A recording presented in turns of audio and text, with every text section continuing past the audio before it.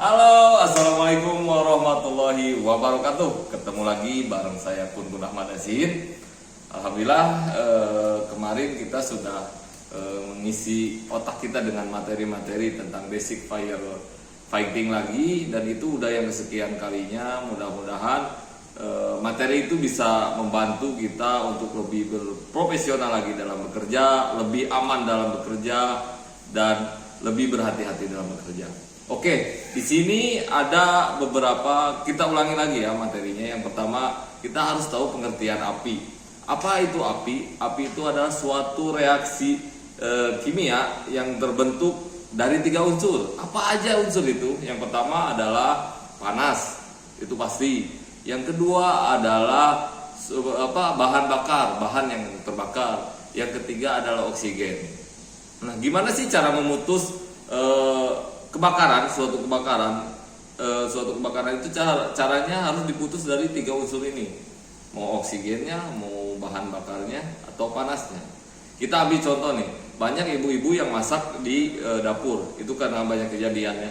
Ibu-ibu masak di dapur, ketika itu kompornya meledak, misalkan ketinggal kompornya agak meletup, apinya membesar. Yang harus diketahui itu, yang pertama yaitu harus memutus oksigen. Itu oksigen. Setelah oksigen terputus, segera mungkin bahan-bahan yang terbakar itu dihilangkan. Itu bakalan putus, gak bakalan terjadi kebakaran. Oke, selanjutnya ada tahapan manajemen manajemen dalam kesiapsiagaan. Oke, yang pertama adalah ada pencegahan. Tahapan pencegahan itu bertujuan. Jadi pencegahan itu kejadian sebelum kejadian. Jadi tujuannya itu jangan sampai kejadian itu terjadi, kebakaran itu terjadi, kecelakaan itu terjadi. Nah, caranya gimana?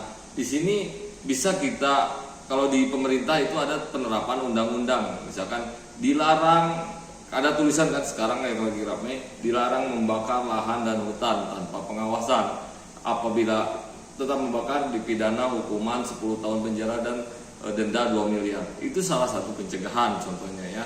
Selain itu kita memisahkan, misalkan kita nimbun BBM nih di rumah untuk jual BBM nih, jual bensin, kita pisahkan tempat itu kalau bisa di garasi, di gudang yang emang kokoh.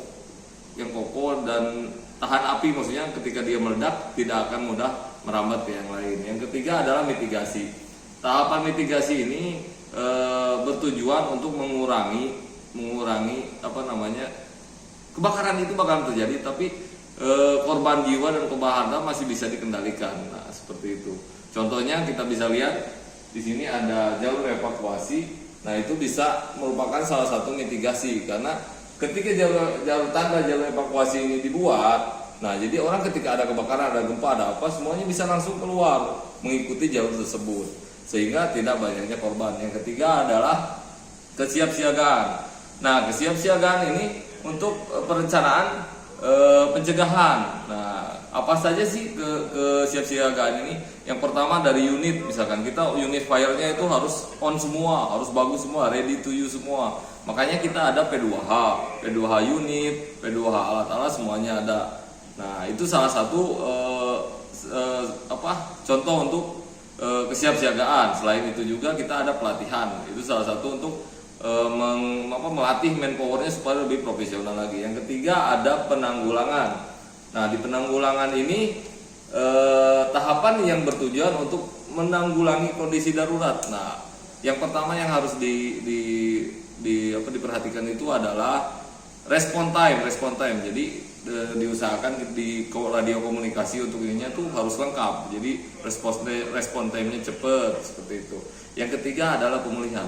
Ini tahap pemulihan adalah tahap yang paling sulit menurut saya, karena kita banyak sekali yang harus diperbaiki. Misalnya contoh kemarin di Palu, kita tahap pemulihannya yaitu membuka akses jalan-jalan yang sudah tertutup. Jadi akses bantuan juga tidak masuk. Jadi kita buka akses jalan, recovery rumah-rumah yang masih bisa diselamatkan. Yang ketiga yaitu yang paling utama adalah trauma healing, karena ketika orang dapat musibah, mereka pasti ada rasa trauma dan itu harus dihilangkan.